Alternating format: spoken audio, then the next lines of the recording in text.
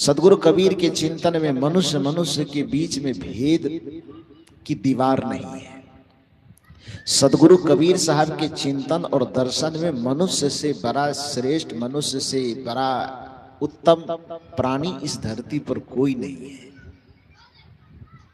सदगुरु कबीर की निगाह में आत्मा का परिष्कृत रूप ही परमात्मा है। परमात्मा के नाम पर कहीं भटकने की आवश्यकता नहीं, परमात्मा को समझने की आवश्यकता है। भटकता कौन है परमात्मा के नाम पे? जो परमात्मा को समझता नहीं। कबीर साहब ने परमात्मा को नकारा नहीं, बल्कि कबीर साहब ने लोगों को समझाया कि जिस परमात्मा के नाम पर भटक रहे हो, केवल उसके तत्व को समझ जाओगे तो भटकना बंद हो जाएगा।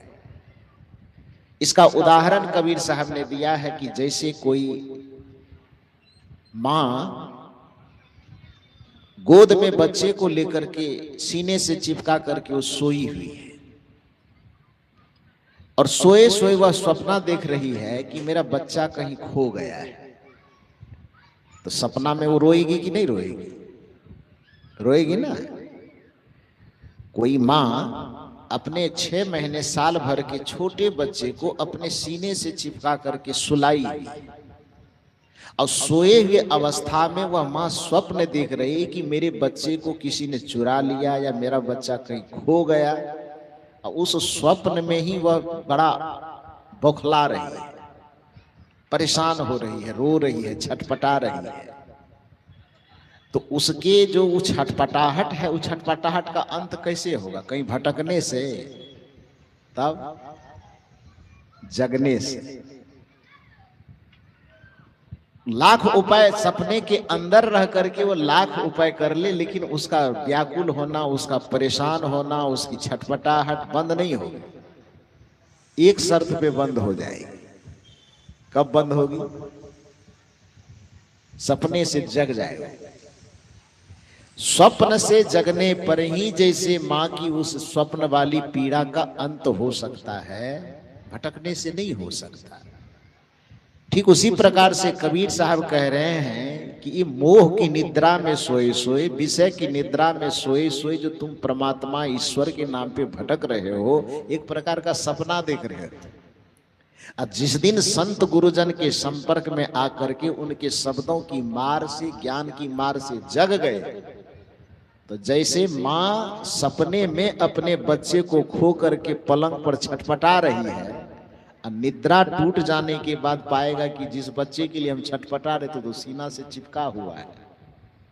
उसी तरह से जब व्यक्ति मोह और अज्ञानता की निद्रा में सोया हुआ रहता है, तो तब सुख के नाम पे, ईश्वर के नाम पे, परमात्मा के नाम पे, भगवान के नाम पे सपना देख देख के छटपटाता है।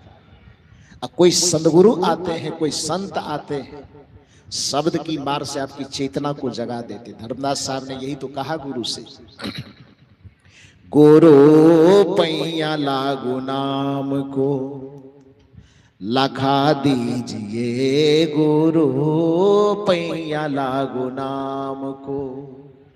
2 निवेदन किया।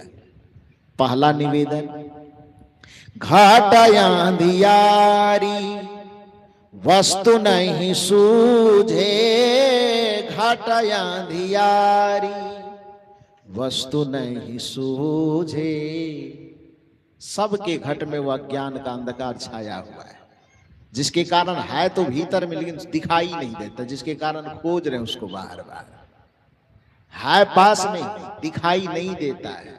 इसका ये अर्थ नहीं कि वो है नहीं, इसका ये अर्थ है कि अंधकार है, जिसके कारण अंधकार में वो दिखाई नहीं देता। आदमी के पास समस्या यह है कि वो बाहर के अंधकार को खत्म तो करना जानता है, उसके लिए बहुत सारे चीज आविष्कार कर लिए। पहले डिबिया से शुरुआत की, डिबिया से भी पहले मसाल बनाता था। जंगल में जब पहले लोग रहता था तो बाहरी अंधकार को भगाने के लिए क्या उपाय किया? पहले मसाल बनाया। मसाल के बाद फिर धीरे धीरे जब चेतना विकसित हुई होगी तो लोगों को लगा भाई मसाल से काम नहीं चलेगा, तो डिबिया बनाया ना, शीशी में, बोतल में तेल डाल करके, बत्ती निकाल के दिया बनाया होगा। उसके बाद फिर लालटेन, चिमनी इत्यादि बना होगा। उससे भी आगे के युग में आए तो बल्ब बनाए होंगे, एलईडी वगैरह तक आए। आज आए कि नहीं आए? तो बाहर के अंधकार को मिटाने के लिए तो बहुत सारी व्यवस्था कर दी गई, लेकिन अभी तक आदमी के मन के अंदर जो अंधकार छिपा हुआ है उसको खत्म करने के लिए कुछ उपाय हुआ है? किसी विचारक ने बड़ा सुंदर कहा कि रोशनी कोट और किलों में है। कोट में, किला में, राजमहल में रोशनी खूब जगमगा गई है। रोशनी कोट और किलों में है और रोशनी खूब महफिलों में है। कहीं पर भी महफिल सजी है, कहीं पर सभा सजी है तो वहां रोशनी है कि नहीं है? तो रोशनी कोट और किलों में है, रोशनी खूब महफिलों में है, पर अफसोस अभी तक इस दुनिया में अंधेरा सबके दिलों में है। सबके अंतर मन में अभी अंधकार छाया हुआ है। तो बाहर के अंधकार को मिटाने के लिए तो हमने बहुत प्रयास कर लिया, लेकिन अंदर का जो अंधकार है, जिस अंधकार के कारण पूरा संसार में उपद्रव है, इस संसार का उपद्रव, संसार की परेशानी केवल बाहरी अंधकार के कारण नहीं है। संसार का जितना उपद्रव है, जितनी परेशानी है, जितना दुराचार है, जितना कदाचार है, जितना व्यभिचार है, जितना पापाचार है, सब अंदर के अंधकार के कारण है। यही कारण है कि यदि आपको लगता है कि बाहर के अंधकार के कारण परेशानी है, तो दिन में कहीं पर डकैती नहीं होता है, दिन में घूसखोरी होता है कि नहीं होता है, दिन में भ्रष्टाचार होता है कि नहीं होता है, दिन में लूटमार होता है कि नहीं होता है। सूर्य की रोशनी में ही किसी को लोग गला काट देता है कि नहीं काट देता है, दंगा फसाद होता है कि नहीं होता है। क्यों? क्योंकि दुनिया में तो सूरज निकला हुआ है, प्रकाश है, लेकिन वो दंगा फसाद होता कहां से है? वो भीतर के अंधकार से होता है। दुराचार होता कहां से है? वो रात के कारण, कि भीतर के रात के कारण। जिसके भीतर में अंधकार है उसके लिए सूर्य की रोशनी भी कोई प्रकाश नहीं दे सकती, और जिसके भीतर में प्रकाश है उसका रात का अंधेरा हो कि सदा के लिए अंधेरा हो जाए। बुद्ध अंधकार में भी चोरी करेगा? पूरे संसार में अंधेरा छाया रहे तो महावीर, कबीर, बुद्ध, नानक, रविदास इत्यादि जितने सारे संत हैं, ये मारपीट दंगा फसाद करेंगे क्या? ये लड़ाई झगड़ा करेंगे? किसी का शोषण, दमन, उत्पीड़न करेंगे? दूसरे को सताएंगे, दूसरे को पीड़ा देंगे? बुद्ध कभी दुनिया का पूरा दुनिया अंधकार छा जाए, एक सप्ताह तक कभी दिन हो ही नहीं, सूरज निकले ही नहीं, तब पर भी बुद्ध किसी का गला काट सकते हैं क्या? नहीं काटेंगे। कबीर साहब किसी को डंडा मार सकते हैं क्या? नहीं मार सकते। क्यों नहीं मार सकते?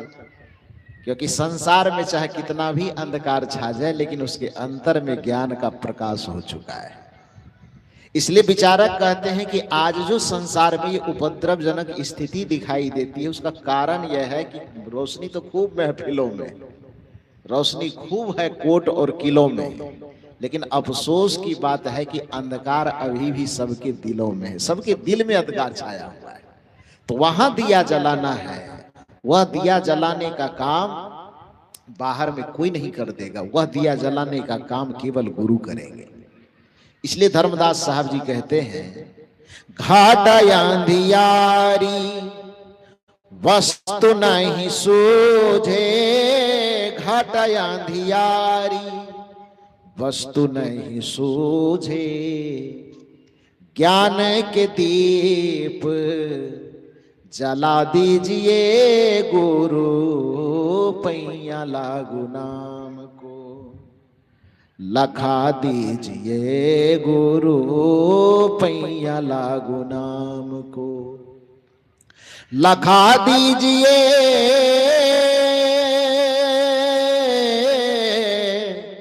लखा दीजिए गुरु, लखा दीजिए गुरु, पैया लागू नाम को लखा दीजिए गुरु, पैया लागू नाम को। इसी भजन में दूसरा निवेदन धर्मदास साहब जी कर रहे हैं। जन्म जन्म के सोवल मानवा, जन्म जन्म के सोवल मानवा। ध्यान दीजिए, मैंने कहा कि एक सोई हुई माँ जो अपने बच्चे को सीने से चिपका करके सोई हुई है और सपना में देख रही कि मेरा बच्चा मुझसे खो गया है, तो सपना में हंसेगी कि रोएगी? है? उस सपना में उसका रोना कैसे खत्म होगा? सोना का जेवर दे करके, हीरा का हार दे करके, तब कैसे रोना बंद होगा? एक के उपाय है कि जगा दीजिए, बस सपना टूट जाएगा। और हकीकत में आएगा तो क्या पता चले बच्चा खो गया है कि बच्चा सीना से चिपका है? जब जग जाएगी तो उसे पता क्या चलेगा कि बच्चा खोया है कि बच्चा सीने से लगा हुआ है? सीने से लगा हुआ है। उसी प्रकार से हमारा सुख, हमारी शांति, हमारा परमात्मा, हमारा आनंद, हमारा ब्रह्म हमारे सीने से ही चिपका, बल्कि वही हम हैं, स्वरूपता वही हम हैं, लेकिन छटपटा क्यों रहे? बस वही बात है कि हम सोए हुए हैं। इसलिए धर्मदास साहब कहते हैं, जन्म जन्म के सोवल मानवा, जन्म जन्म के सोवल मानवा, शब्द के मार से जगा दीजिए गुरु, पैया लागू नाम को लखा दीजिए गुरु, पैया लागू नाम को। अब मुख्य रूप से यही दो काम हो गया। एक तो घट के अंदर दिया जल के अंधकार खत्म हो जाए, और दूसरा जन्म जन्मांतर से अनादि काल से जो हमारी चेतना सोई हुई है गुरु के प्रताप से वो जग जाए। ये दो काम हो जाए, ये दो के अलावा तीसरा की जरूरत नहीं है।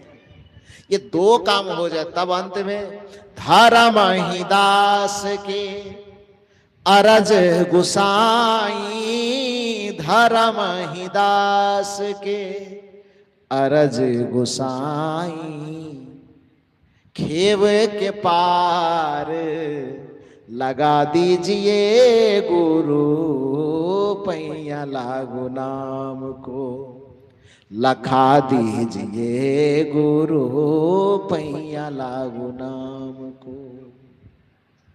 ये दो काम हो जाने पर भवसागर में जो आपके जीवन की नैया फंसी हुई है, इस नैया को वो मझधार से पार होने में ज्यादा देर नहीं लगेगी, वो मझधार से निकल जाएगी। और ये दोनों काम जब भी इस संसार में होगा केवल गुरु से होगा। गुरु के अलावा कोई नहीं कर सकता है। स्वयं भगवान भी आ जाए करने के लिए कि हम कर देंगे, तो भगवान से भी नहीं होगा। अब इसी जगह आदमी के सोच में आ जाएगा कि ये कौन सी बात करेगा, जो भगवानों से नहीं होगा। हाँ, बिल्कुल नहीं होगा, क्योंकि पूरा प्रकृति कर्म के नियम से बंधा हुआ है। जो विभाग जिसको सौंपा गया है उससे बाहर जाकर के कोई कुछ नहीं कर सकता है। अब प्रोफेसर बहुत विद्वान आदमी है, उसको कहिए कि आदमी के दांत का दर्द है, उसका इलाज करने के लिए, प्रोफेसर कर देगा? है? नहीं करेगा। अब दांत का इलाज नहीं कर सके तो क्या कहेंगे? मूर्ख है वो। मूर्ख नहीं है, वो अपने विभाग में विद्वान है। अब पेट दर्द, माथा दर्द, कान दर्द हो गया तो उसका प्रोफेसर कैसे इलाज करेगा? कोई कलेक्टर बन गया है, बहुत विद्वान है, यूपीएससी पास किया तब कलेक्टर बना है, लेकिन किसी आदमी के दांत में दर्द हो जाए तो कलेक्टर को कहिए कि इलाज कीजिए, तो कलेक्टर इलाज कर देगा? अब नहीं कर सके तो कैसा मूर्ख आदमी है, दांत का इलाज भी नहीं करने आता है। तो ये हम उसको मूर्ख नहीं कह सकते हैं ना। वो नहीं करेगा तो इसका मतलब ये है कि अपने विभाग में विद्वान है, अपने विभाग में वो महान है, लेकिन इलाज करने के विभाग में वो महान नहीं। सदगुरु श्री अभिलाष साहब जी कहते थे कि हम लोग महात्मा हैं, ज्ञान ध्यान साधना सत्संग सुमिरन आवागमन से बंधन की मुक्ति इत्यादि के बारे में कोई जानने आवे तो उसके मामले में हम लोग गुरु कहलाते हैं। लेकिन रास्ते में चलते चलते हमारी गाड़ी पंक्चर हो जाए तो उस जगह पर हमारा ये ब्रह्म ज्ञान आत्मज्ञान कुछ काम देगा? आए? उस जगह कौन काम देगा? उस जगह काम कौन देगा? जो पंक्चर बनाने वाला बगल में बैठा है उस जगह का भगवान वही है ना? उस जगह ना तो हमारा कोई साधना काम करेगा, न ध्यान काम करेगा, न सुमिरन काम करेगा। उस जगह का गुरु, गुरुदेव श्री अभिलाष साहब जी कहते थे कि गाड़ी पंचर हो जाए तो उस जगह का गुरु ये हम लोग महात्मा लोग नहीं है। तो वो टायर का गुरु कौन है? वो पंचर बनाने वाला है ना जी। तो सबका अपना अपना विभाग है। यदि नदी सामने में आ गई है तो उस जगह पर नाव भगवान है, और यदि बालू आ गई है तब, नदी आ गई है तो नाव पर गाड़ी को चढ़ाई जाएगी, बालू आ गई है तब क्या किया जाएगा? वो गाड़ी के ऊपर में नाव को चढ़ाया जाएगा ना। तो पानी में नाव राजा है, अब बालू पर कौन राजा हो जाएगा? गाड़ी राजा हो जाएगा। दोनों का अपने अपने जगह पर महत्व है। तो उसी तरह से भगवान का क्षेत्र अलग है और गुरु का क्षेत्र अलग है। बाकी और चीज में भगवान की आवश्यकता अपने जगह पर है, लेकिन जहां पर मुक्ति चाहिए, शांति चाहिए, गति चाहिए, कल्याण चाहिए, आवागमन से सदा सदा के लिए छुटकारा चाहिए, तो उस जगह भगवान का कोई दाल गलने वाला नहीं, कुछ नहीं करेंगे। अब इसका ये मतलब मत समझ लीजिएगा कि भगवान का कोई विरोध किया जाए। यही तो सबसे बड़ी विडंबना है कि किसी बात को समझाने के लिए भी कोई बात कही जाती है तो लोगों के दिमाग में बात बैठ जाती है कि कबीरपंथी लोग सब जो है भगवान का विरोध करता है। क्यों विरोध करे? भगवान का विरोध नहीं किया जाता है, बल्कि ये समझने की जरूरत है कि भगवान की जरूरत जहां है वहां भगवान की जरूरत है। अध्यात्म के क्षेत्र में, मुक्ति के क्षेत्र में भगवान की कोई जरूरत नहीं है। क्यों नहीं जरूरत है? क्योंकि भगवान को सुधार करने के लिए नहीं आता है, उसका क्षेत्र नहीं है। जब भी कुछ बिगड़ा हुआ आदमी, कोई पापी आदमी जाता है तो भगवान उसको सुधार दे, आज तक के इतिहास में ऐसा नहीं हुआ है। रावण बहुत बिगड़ा हुआ आदमी, श्री राम जी के आमने सामने हो गया तो श्री राम ने रावण को सुधार दिया है? नीचा से बोलिए, जितना इधर वाला बोलो 50% से। रावण श्री राम के सामने हो गया तो श्री राम ने रावण को सुधार दिया। तब क्या किया? पूरा लंका में सेना लेकर के घुस गया, तीर धनुष लेकर के 1 लाख पूत 1.25 लाख नाती तारावन घर दिया न बाती। तो उसको क्या कर दिया? सुधारने के बजाय उसके पूरे खानदान को क्या किया? मार दिया। तो जहां आदमी मर ही गया तो वहां बचा क्या? उद्धार कहां होगा? मरने के बाद। उद्धार संहार के बाद नहीं होता है, उद्धार सुधार के बाद होता है। 2 शब्द पर ध्यान दीजिए, एक सुधार है, एक संहार है, और दोनों के बीच से एक रास्ता निकलता है जिसको हम उद्धार कहते हैं। तो उद्धार जो होगा वो सुधार के बाद होगा कि संहार के बाद होगा? सुनाई थोड़ा कम पड़ रहा है, इधर वाला बोलो। 10,000 तो तुम ही लोग नीतीश कुमार से लिया है, तो बोलेगा कौन? तब 10,000 लेकर के बेचारा को भगा दिया, राज्यसभा भेज दिया। जोर से बोलो, बढ़िया से। 2 रास्ता, सुधार और संहार, इन दोनों के बीच से रास्ता निकलता। तो उद्धार का रास्ता किधर से निकलेगा? संहार के तरफ से कि सुधार के तरफ से? सुधार के तरफ से। सुधार वाला जो रास्ता है किधर से जाता है? गुरु के पास से कि भगवान के पास से? गुरु के पास से। अब भगवान के पास से जो रास्ता जाता है वो रास्ता का नाम क्या है? संघार।